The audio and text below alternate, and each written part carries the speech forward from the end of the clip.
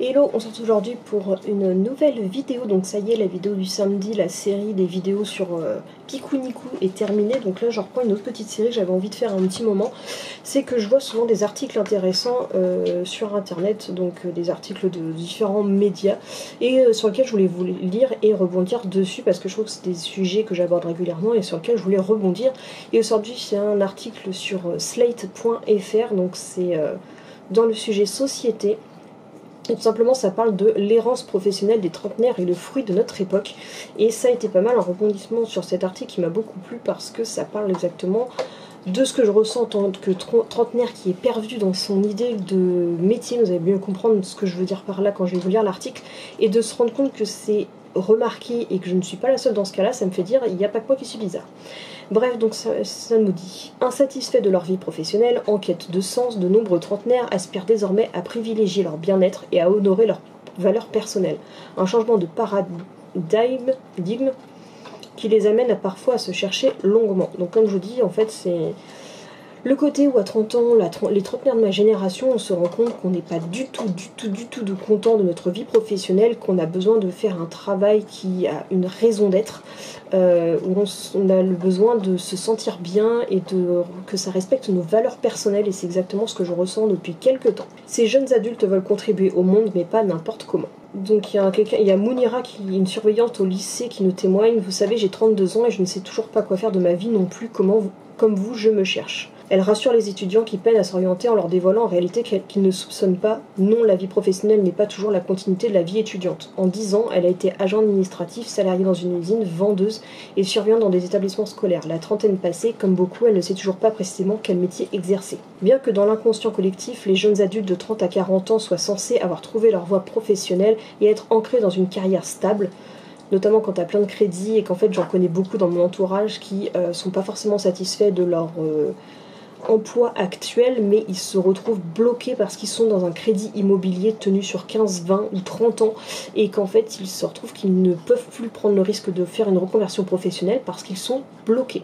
Ils sont de plus en plus nombreux à se retrouver donc en errance professionnelle, perdus, insatisfaits de leur emploi, en quête de sens, soumis à la pression sociale et parfois même à des injonctions parentales.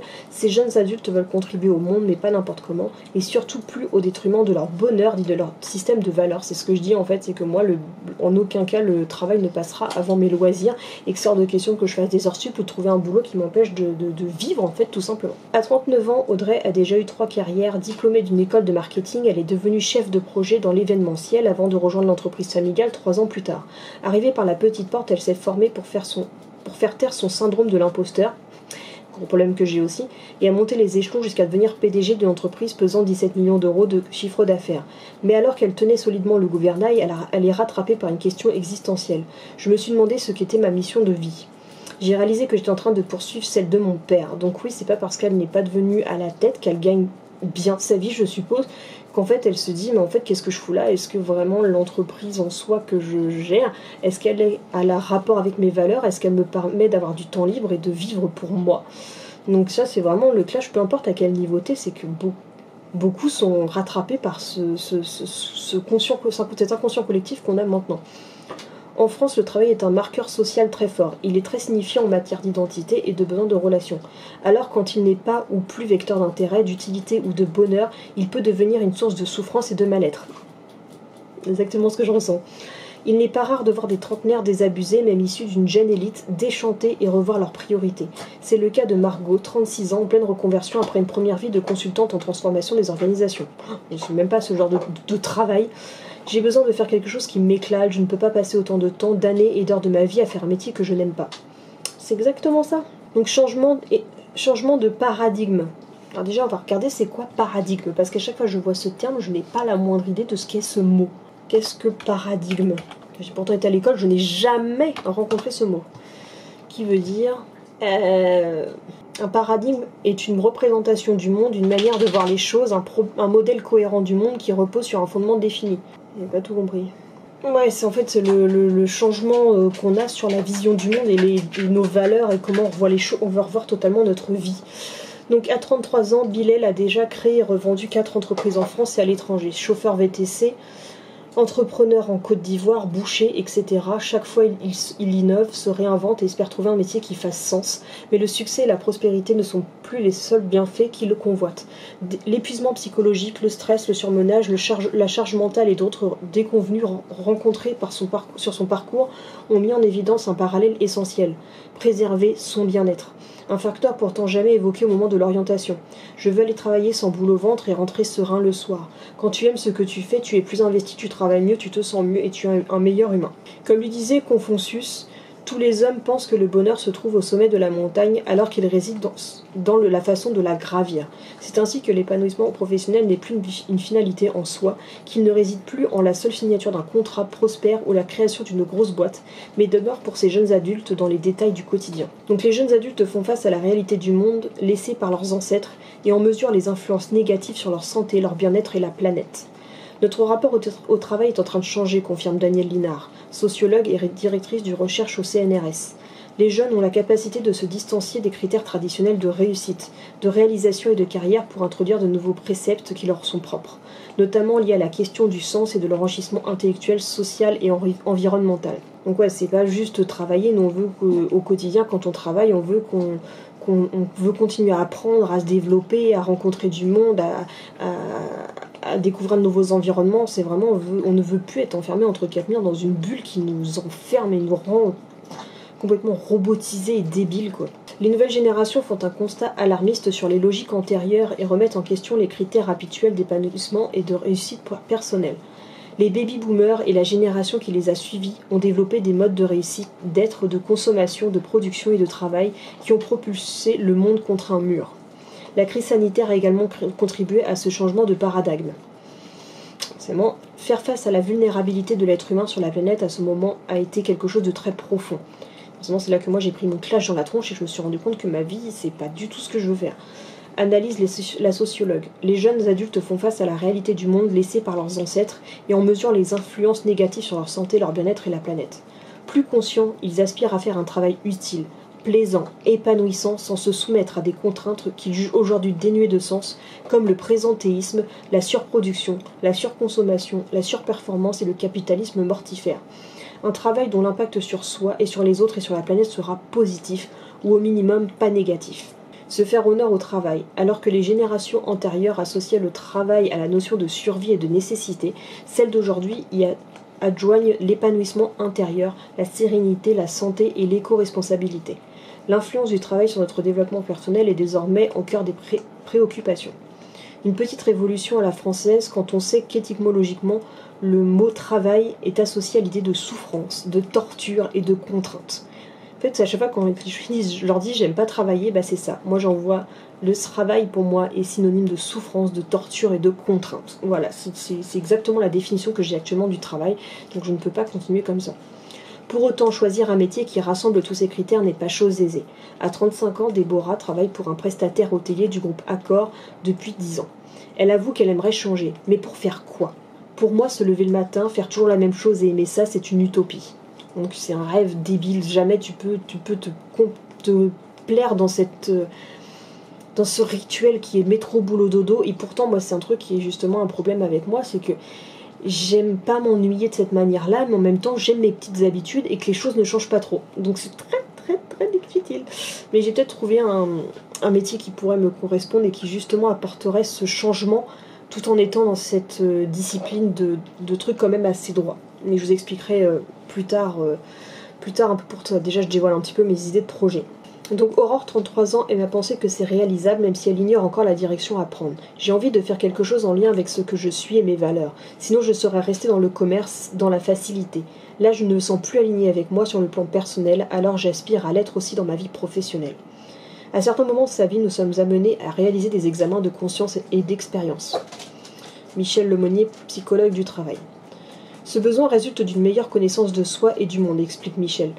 Nos valeurs constituent notre colonne vertébrale psychologique. C'est un assemblage sacré, qu'il ne faut toucher que pour renforcer, pas pour contraindre.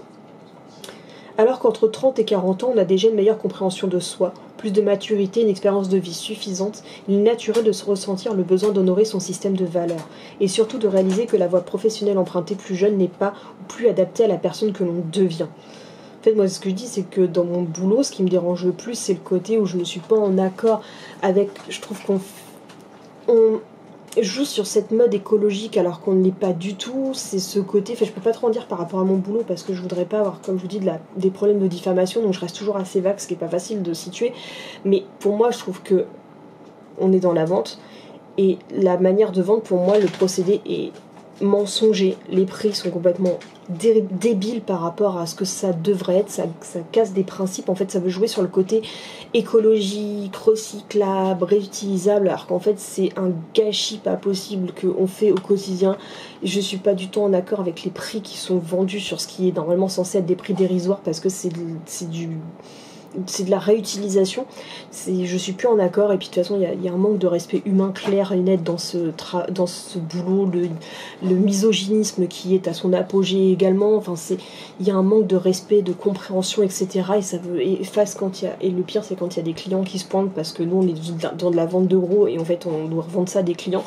Et en fait, à côté de ça, quand ça se pointe et que ça fait leur faux cul, qui font genre oui, on est une belle famille, bonjour un tel, regarde, je connais ton prénom, et patati et patata, puis on est tous souriants.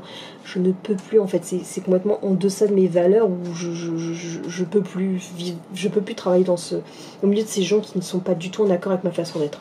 J'ai beau avoir, en fait, c'est ce que j'avais quand pourtant mon taf en soi n'est pas si compliqué, je gagne plutôt bien ma vie en soi.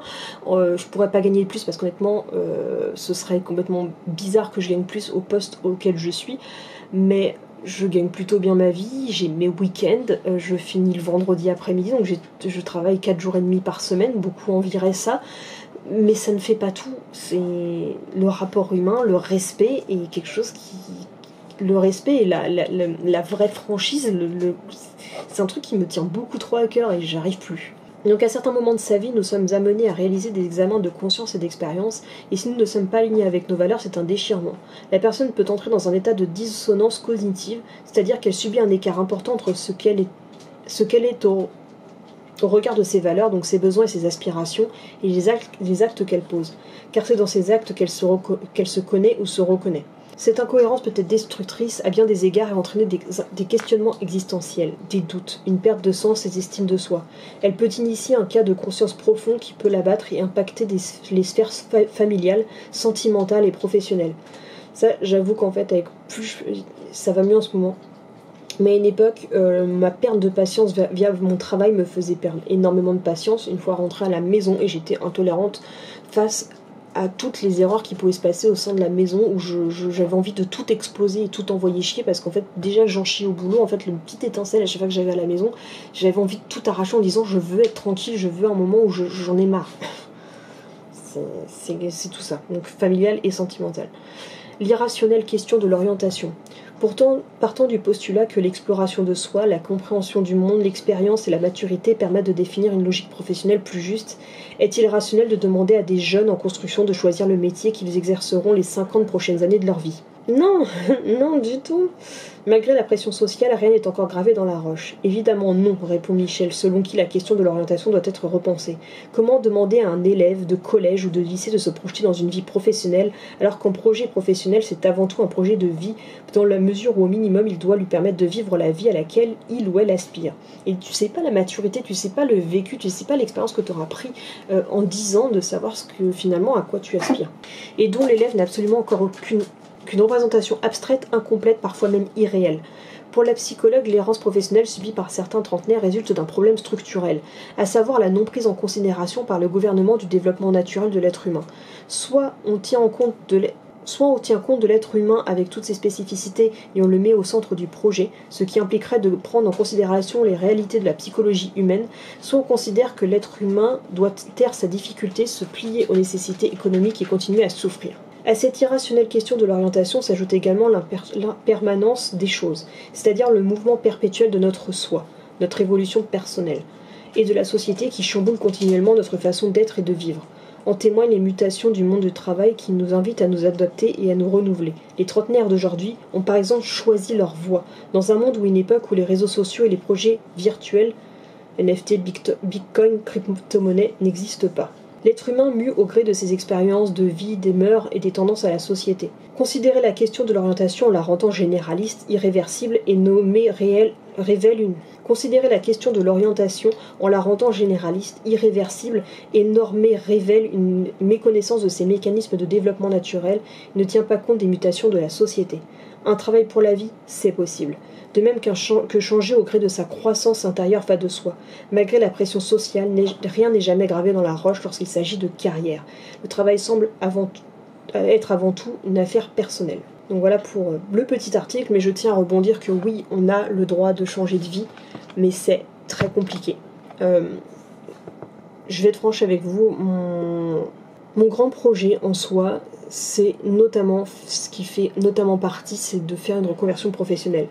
Mais là, je me heurte à pas mal de barrières, notamment que je me suis rendu compte que malgré que ça fait 10 ans que je travaille, je n'aurai le droit qu'à 2 ans de chômage, donc la pression est là d'avoir le temps de me former en 2 ans, d'avoir le temps de trouver un nouvel emploi et de ne pas me tromper.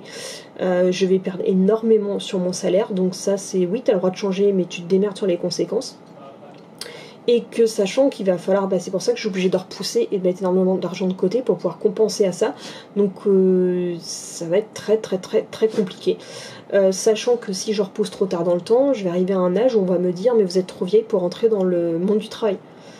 Donc encore une fois, faut pas que je me trompe sur le choix du travail où ils acceptent encore des personnes qui auront peut-être potentiellement passé 40 ans.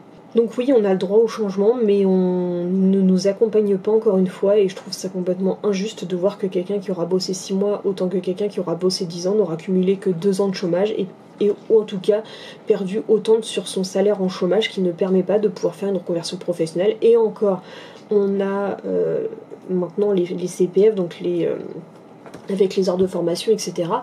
Mais malgré tout ça, ça me met une charge... D'autant plus que oui, certains vont dire oui, mais bon, après tu te reposes sur ton conjoint. Sauf que nous, on a mon chéri est auto-entrepreneur, il ne gagne pas sa vie, il ne gagne pas son salaire à lui tout seul. On vit principalement sur mon salaire. C'est un choix de vie qu'on a fait, mais sauf que encore une fois, pour que mon chéri puisse être épanoui de son côté et sur son travail, si moi je veux être aussi tout autant épanoui, on vit sur un salaire, et ce salaire, en faisant le choix de faire une reconversion professionnelle, je prends le risque d'effondrer ma famille. On n'est pas accompagné. Je me rends compte maintenant que je veux faire une reconversion professionnelle, et encore on n'est même pas sûr que ça fonctionne, parce que moi, au-delà du métier, j'en ai trouvé un sur lequel je veux vraiment travailler, mais au-delà de ça, je ne serais pas satisfaite si dans ce métier-là, qui pourtant je suis sûre qu'il peut me convenir, si au-delà je me retrouve encore avec une équipe qui est irrespectueuse, qui me respecte vraiment pas. Vraiment, ce que je recherche le plus, c'est d'un respect. C'est de trouver un endroit où je vais pouvoir travailler avec des gens qui vont me respecter, me parler correctement, me parler quand ils me demandent quelque chose, qui me le demandent clair, net et précis, qui changent pas d'avis toutes les secondes et qui me disent pas non, t'as pas dit ça, t'avais dit de faire ci. Et puis je veux juste travailler dans une équipe qui me respecte. C'est tout ce que je demande. Pas d'histoire de quota, pas de machin, pas de truc. C'est non, tu respectes l'humain où je suis, tu respectes la personne hypersensible que je suis. Je ferai les efforts qu'ils font pour que ma personnalité et ma différence n'impactent pas. J'espère d'ailleurs que ma différence dans le métier que je choisis de faire aura une utilité. Je peux rien en dire à l'heure actuelle, je préfère garder ça de mon côté, mais j'ai normalement réussi à trouver un métier où normalement il y a de la recherche d'emploi dans pas mal de coins de la France, donc s'il faut, j'hésiterai pas à bouger. C'est un métier où j'aurai plus cette fois-ci de raccord à l'humain, où je me sentirai utile auprès d'autres humains, que ma sensibilité pourra aider d'autres humains, que j'aurai quand même mes week-ends, que j'aurai un salaire qui sera beaucoup plus évolutif, que j'aurai plus une sécurité de l'emploi et voire un accompagnement si jamais je reste toujours sur un salaire, plus nos deux entreprises en auto-entrepreneuriat. Donc voilà. Mais ce que je voulais en dire, c'est que je ne suis pas la seule à avoir ce clash des 30-40 ans, à me dire mais qu'est-ce que je suis en train de faire de ma vie, je suis pas en raccord avec tout ce qui se passe, avec où en fait oui, l'humain, on va revenir à des choses beaucoup plus sincères. Pourquoi est-ce qu'autant de gens sont à nouveau dans le van life, ou pourquoi est-ce qu'autant de gens se réinvestissent dans les tiny house, pourquoi est-ce qu'autant de gens créent des communautés, pourquoi est-ce qu'autant de gens reviennent à cultiver leur propre terre. Et d'ailleurs ça va devenir compliqué, parce qu'en fait il y a tellement de monde que personne ne veut accepter le fait qu'il y ait trop de monde sur Terre, et ils commencent à réfléchir, à se dire il y a trop de monde sur Terre, il n'y a pas assez de place, donc les jardins individuels seront interdits. il s'attaque tellement mal au mauvais fond du problème. Bref, je suis vraiment pas la seule à avoir ce clash et voilà. Donc n'hésitez pas vous à me dire en commentaire si vous aussi vous avez ce ressentiment. N'hésitez pas aussi à m'apporter vos témoignages, quels ont été, si vous avez fait des reconversions professionnelles, donc lesquelles vous avez fait, vous êtes passé de quel métier à quel métier, comment vous y avez accédé, si vous avez passé par les formations CPF, si vous êtes passé par les formations Pôle emploi, si vous êtes passé... si vous aussi vous êtes sur un salaire, comment vous avez géré les choses, quelles sont vos astuces pour vivre à deux sur 950 €, parce que je ne sais pas, je pense qu'une fois que tu es au chômage tu ne touches plus la prime d'activité, peut-être que vous pouvez me dire ça aussi, que normalement j'aurais peut-être un peu plus d'APL, mais en fait sur des si je ne peux pas me faire ça, donc pour l'instant je constituerai des enveloppes budget, je vous en parlerai de comment ça se passera en temps et en heure, mais pour l'instant c'est très très compliqué, donc si vous avez des témoignages n'hésitez pas à me les apporter, savoir si... vous avez fait des formations tout en travaillant, si jamais... n'hésitez pas à me raconter vraiment tout votre parcours, si vous jamais, en plus, s'il y a des cas aussi de personnes qui ont quitté un emploi pour aller en chercher à l'autre bout de la France, comment ça s'est passé pour les entretiens, genre vous habitez dans le nord et vous avez des entretiens à faire dans le sud ou quoi que ce soit, comment vous avez géré les choses. Donc voilà, n'hésitez pas si vous avez toutes ces astuces et des retours de témoignages, ça peut être utile pour moi comme pour tout le monde. Donc voilà, petit début du révélation du projet qui tend à se faire, c'est compliqué. La conjoncture actuelle me met encore beaucoup de bâtons dans les roues, mais quoi qu'il arrive, je me battrai et j'arriverai à obtenir ce que je veux. Peu importe comment, de toute façon je garde ce but en tête, même si ça doit prendre son temps, ça prendra son temps, parce que sinon, j'en parlerai plus tard, je suis au stade 3 du burn-out. Donc il faut que je me maintienne à ce projet pour me maintenir à flot, sinon je me laisserai couler. Bref, merci de m'avoir écouté et je vous dis à bientôt pour une prochaine vidéo. Bisous.